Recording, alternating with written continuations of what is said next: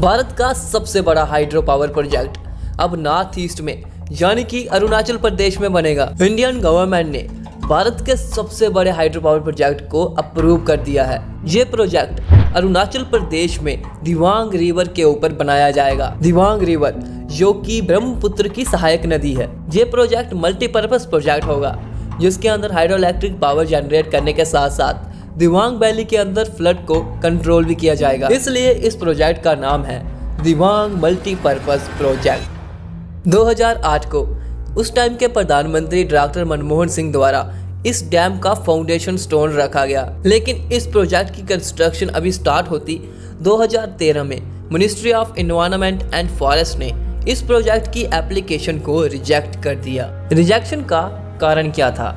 इस पूरे प्रोजेक्ट को 5349 हेक्टेयर लैंड की टोटल रिक्वायरमेंट है, जिसमें से approximately 800 hectare land Edu Mishmi tribe community की है और इस ट्राइब को डिस्प्लेस करके दूसरी जगह शिफ्ट करना था गवर्नमेंट ने। ऐसे ही कुछ सेवरल रीजंस थे जिनकी वजह से 2008 से 2013 के बीच पब्लिक प्रोटेस्ट हुआ और उसके साथ ही इस प्रोजेक्ट का मैक्सिमम एरिया फॉरेस्ट लैंड में आता है और इस प्रोजेक्ट के बनने से जहां पे बायोडाइवर्सिटी को बहुत ज़्यादा नुकसान होता, जिसकी वजह से एनवायरनमेंट और फॉरेस्ट मिनिस्ट्री ने इस प्रोजेक्ट को रिजेक्ट कर दिया। लेकिन national hydro electric power corporation NHPC limited ने इस प्रोजेक्ट को रीसबमिट किया 2014 में, लेकिन इस प्रोजेक्ट को फिर से रिजेक्ट कर दिया गया। अगेन फिर से इस प्रोजेक्ट को 2018 में रीसबमिट किया गया, लेकिन अब इस प्रोजेक्ट की जो हाइट थी वो 10 मीटर तक कम कर दी गई, जिसके बाद जो फॉरेस्ट लैंड पहले 5057 हेक्टेयर लगनी थी वो अब रिड्यूस होके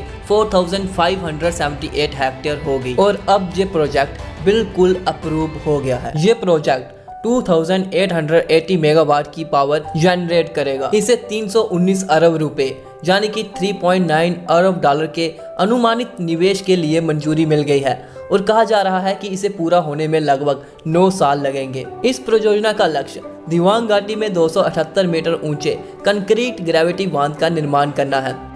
इस प्रोजेक्ट का अरुणाचल प्रदेश पे बहुत ज़्यादा इम्पैक्ट पड़ने वाला है। अरुणाचल प्रदेश यहाँ से प्रोड्यूस हुई इलेक्ट्रिसिटी को बेचकर प्रॉफिट जनरेट कर सकता है, जो कि इस स्टेट को लेस डिपेंडेंट बनाएंगी सेंट्रल फंड्स पे। इसके साथ ही अरुणाचल प्रदेश को इस प्रोजेक्ट से प्रोड्यूस हुई इलेक्ट्रिसिटी का 12% पावर फ्री में मिलेगी। उसके साथ ही इस प्रोजेक्ट में बहुत सारे पानी को स्टोर करने की एबिलिटी है, जिसकी वजह से अरुणाचल प्रदेश में जो एनुअल फ्लड्स आते हैं उनको बहुत ज़्यादा हद तक रोका जा सकेगा। चाइना ब्रह्मपुत्र के ऊपर बहुत ज़्यादा डैमिंग कर रही है और इंडियन गवर्नमेंट इसके अगेंस्ट है, लेकिन अब इंडिया ब्रह्मपुत्र की सहायक नदी दिबांग के ऊपर डैम बना के इस नदी पे लोगों के राइट्स को बढ़ा रही है, जो कि भारत को चाइना के ऊपर दबाव बनाने में बहुत काम आएगा। लेकिन इस प्रोजेक्ट के कुछ नेगेटिव इम्पैक्ट्स भी हो सकते हैं, जैसे कि 3,21,000 पेड़ों को काटा जाएगा, जिसकी वजह से जहाँ की बायोडाइवर्सिटी को बहुत ज़्यादा नुकसान पहुँचेगा। लेकिन ऐसा सुनने में भी आया है कि गवर्नमेंट इस चीज़ को कम करने के लिए